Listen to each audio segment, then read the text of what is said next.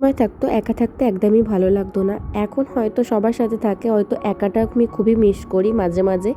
যে মনে হয় একটু নিজের জন্য টাইম পেলে খুবই ভালো হয়। তেমনই আজকের একটা দিন, ঘরে কেউই থাকবে না।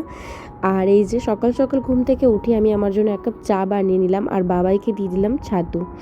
বেশ আজকে নিরিবিলি, মানে পুরো সারাদিন বাবাই আর আমি একা, কারণ ঘরের মধ্যে আজকে কেউই নেই। যখন আমরা একা থাকতাম তখন খুবই খারাপ লাগতো, একদমই ভালো লাগতো না, একা, একা দিন কাটতো। তো তার চেয়ে বরং মনে হতো সবাই থাকলে হয়তো ভালো হবে। কিন্তু এখন এমনই হয়েছে, সারাদিন পর একটা টাইম একটু একার জন্য পেলে না খুবই ভালো লাগে। যাই হোক, সকালে চাটা খেয়ে নিয়ে পরে এবারে টিফিন খাবো। এই যে কালকে রাত্তিরের একটু তরকারি ছিল, সেটাকে মাইক্রোওয়েভে গরম করে নিচ্ছি। আর বাবাইকে তো ছাতু দিয়েই দিয়েছি। এবারে আমি টিফিনটা করব, তারপরে উপরে যাব। সকাল, সকাল আমার স্নান হয়ে গেছে।